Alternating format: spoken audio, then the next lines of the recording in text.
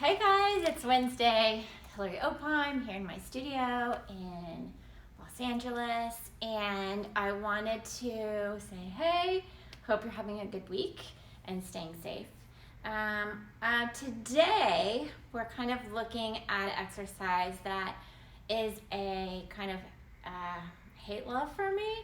It's probably my favorite in terms of extension because I feel like I can fire into this one, but of course those that know me know that extension is something I'm always working on. So this is on the reformer, the pulling straps and the T-pull.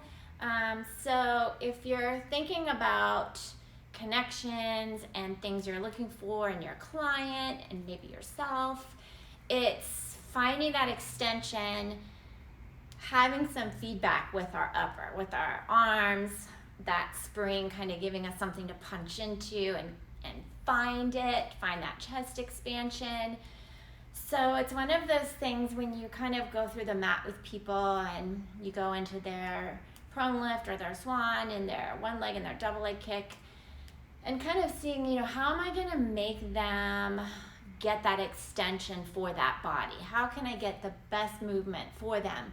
And on the reformer is a really good place with the swan here because your feet are connected to something and they can really fire into that.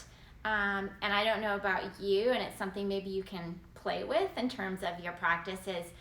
What gives you more oomph in your extension? Is it having your legs connected to something and firing into them, or is it your arms? And for me, I tend to forget my legs.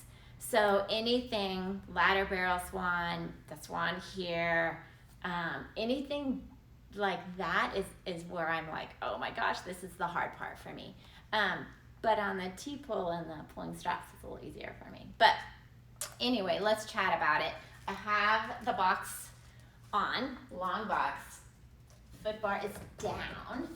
So with this one, and I use a lot with my clients from Kathy Grant in regards to this one, and I go through it with a lot of my mentoring students. But we'll keep it super simple. We're wanting to use the spring, and I have one spring on. We're wanting to use that spring to really punch and get our lift and our extension, and just seeing where we can go.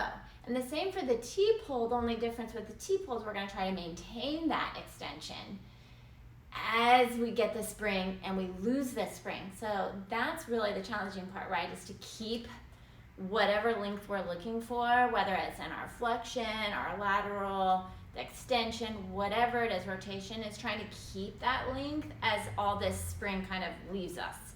And going on to the Cadillac, whole different ball game there. But I'm going to set myself up, and again, this is one for me that is always a work in progress. I'm always kind of finding my extension, seeing what I can do. I'm going to go through my handles and grab on kind of near the hardware. Usually that's pretty good for most people.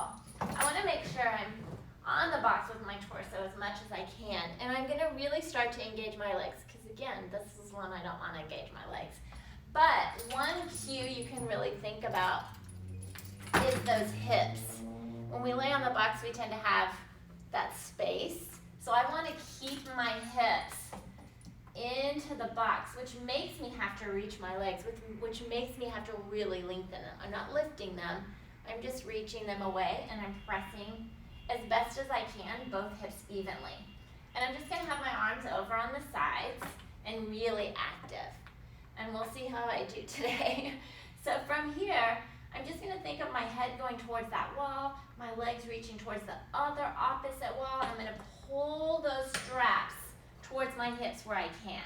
From here, I'm going to punch into them, press my hips, let my head float up, maybe my chest floats up. I'm just going to go where I can go, and then I'm going to bring and reach my arms as I come back to my start position.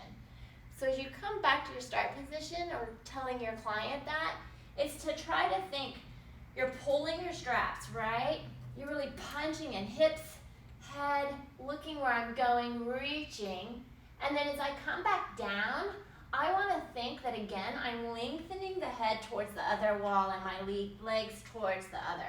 So I'm continuing that length as I go back down and the reach of the arms as I come back down. And usually you do I don't know, 3 or 4, right? And then you can go into the T-pole if you're looking for this one. And this one, a little more challenging for me. I choke down a little less. So on this one, what we want to do is find that extension that we found in our pulling straps and try to maintain it. And try to really reach the arms like you do in your rowing. So I'm going to find my extension. And I'm going to press my hips, let the head and chest float up. I'm going to pull the straps towards my hips wherever I can.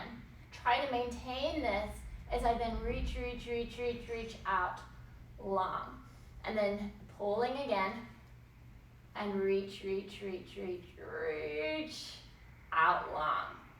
So if you look at someone who's kind of like not working it on the no spring portion, right? They pull their straps, they punch in, and then they just kind of flop on down. You can see the difference, right? So the great thing about, and the fun thing with the spring, if I can get off my box, is when you have that spring, or your client has that spring, they have something to really fire into, right? They've got something to give them feedback that their body goes, oh, I need to do this. And then it goes away. And instead of just letting that go away, try to maintain that as best as they can as they lose that spring.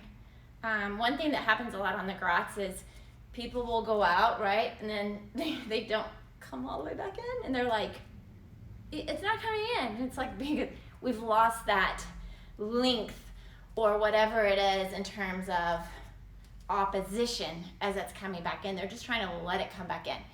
So think about that when you're especially going through the pulling and the T-pull.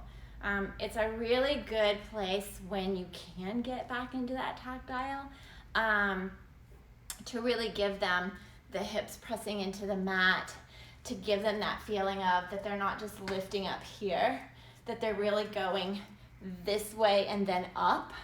So we want to yes, feel that head going in this direction, but they've got to start looking where they're going, right? We've got to see some curve in that cervical. We've got to see the thoracic lift up. We've got to then start to see into the curve and then going wherever they go. So kind of play with that. And maybe if you have time and you have apparatus you can get to, is try the swan in all the different areas and then see, is it really easy for me to go into my full extension when my feet are connected, or is this more of a struggle when my arms are? Because that'll give you a cue, or your client kind of a thing of what kind of tools do we need to get back in that box for this person to find that extension, whichever way it's getting lost. So that was Teacher's Space today, just a little pulling straps and T-pull. I swear these never get easier. It's kind of like the 100, no matter how many times, because I think, like all things in Pilates, the deeper you get into an exercise and the more little concepts and tools you get, the more challenging it is, which is why we have clients for well over 20 some odd years if you keep teaching. It's amazing. So anyway, I am going to start my day, and everyone have a wonderful, wonderful day, and I'll see you next week, hopefully.